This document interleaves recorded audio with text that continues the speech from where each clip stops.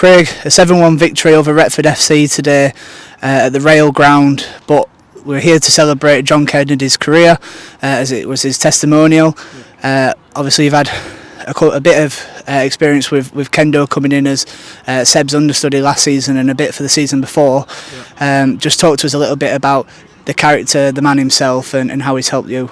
Yeah, I've obviously followed Kendo's career quite a bit. Obviously, you know, myself being a goalie when I played, and obviously himself, you know, similar age, and you know, he's first thing, he's an unbelievable human being, and you know, we asked him to come and get involved with us last year, not just because, you know, he's obviously still got it to be, you know, an exceptional goalkeeper, but he's a great person and absolutely great around the place. So it's a pleasure for us really to be asked to come here and support, you know, his testimonial and to be part of it really.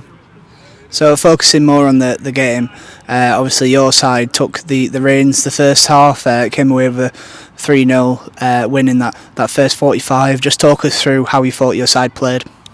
Yeah, I think for us is we've got a lot of injuries still, you know, so I think we just wanted to make sure that we got through the first 45 minutes with a clean bill of health. I thought we did that. I thought we played some good stuff at times. You know, I thought the goals were good. Obviously, I'm sure we're going to talk about Terry's strike. You know, but yeah, it were good minutes into the legs for us in the first 45 minutes. What we needed really, and then you know, it's something for us to build on now and go work on it, taking to training on Thursday. Yeah, just before we get on to that, obviously Tomo scored twice tonight, got a whole host of minutes, not just today but on Saturday as well, and got a goal Saturday, sort of rolling back the years in both games, but when he's leading the line, and especially with his new role as player coach, it's good to see that he's able to implement that across the pitch as well. Yeah, we can't encourage him too much because he's be constantly on phone and knocking on my door, so I've got to be careful on that. But joking aside, you know, he's going to play. He's a vital part of my management team, a vital part, and he's unbelievable what he does on with us. But we can't forget what he brings to the squad, and he's going to play his part this year. So it's vital that he gets the minutes as much as anyone else. So you know, he's not just a stopgap fill-in, you know, for anyone. You know, he's here to put pressure on people, and look, you know, we're a squad team, and you know, if he carries on what he's doing, then he's going to be in with a shout. Right then, Terry Oakridge, just explain us through that goal, because we're all still thinking about it now. Yeah, I think it was weird really, because we just you know, mentioned to each other on the bench as the crosses come in, you can see him, you know, lining up to strike it. We've both gone goal before he's even struck it, but that's what he's got. That's the quality he's got. Probably the frustration part from us is that, you know, we encourage him to shoot more often round the 18-yard box, because he's got an unbelievable strike on him, and the quality that he does, you know, it's the corners, and it's the top corners every single time. So, but you know, what an unbelievable goal. I thought he did very well today, making it take on obviously not the cleanest and the best of service, but yeah, unbelievable goal. There ain't many goalkeepers stopping that. Obviously the young guns came on in the second period, extended the scoreline to 7. Unfortunately conceded in, you know, what maybe looked like a handball in the end, but you had a good view of it from the stand back there. What were your thoughts and assessments on how they did against a side that's 2 divisions above them?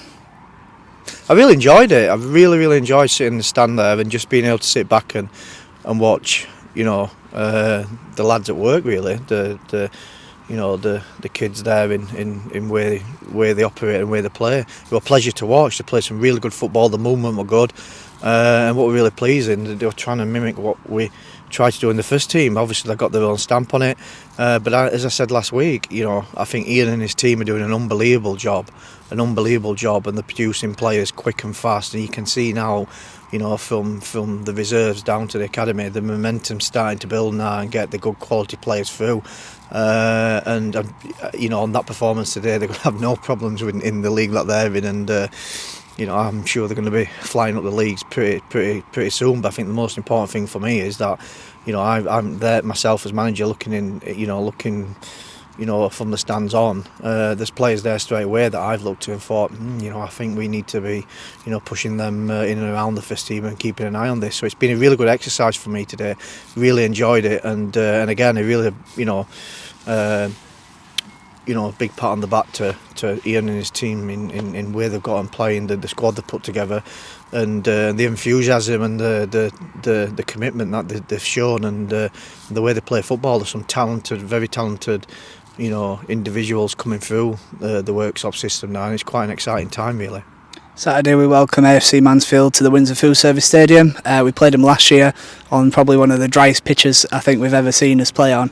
However, having them at home, probably a more challenging test than the team tonight. No disrespect to Retford, just meaning the leagues, but what are you expecting out of that? And obviously it's another game where we could have been playing another team in Farsley, but we're playing AFC now. Yeah, obviously it's another test for us, but you know, the most important thing for us is that we learn again from tonight, learn from Saturday, learn how we want to play. There's vital things I've picked up in the first half today that we're going to be readdressing with the team on Thursday, you know, on certain movements and certain players, where we want them to move and how we want them to move, and the creativity side of things. So we want to implement that on Saturday against a strong side. We know they're going to be a strong physical side, but it's about getting, you know, ourselves well drilled and another, you know, a lot of players 90 minutes in underneath the belt to know how we want to play, and again for the side to gel, to be able to play with freedom, make mistakes. Again, this is what pre-season is about, but to make mistakes, doing the right things that we want them to do, and that's what we're expecting Saturday. And also, you know, I think it could be a bonus for us is that, you know, a couple of, you know, we've had 5 lads out today injured, that, you know, we've got a bonus with Josh back in now, 45 minutes underneath his belt.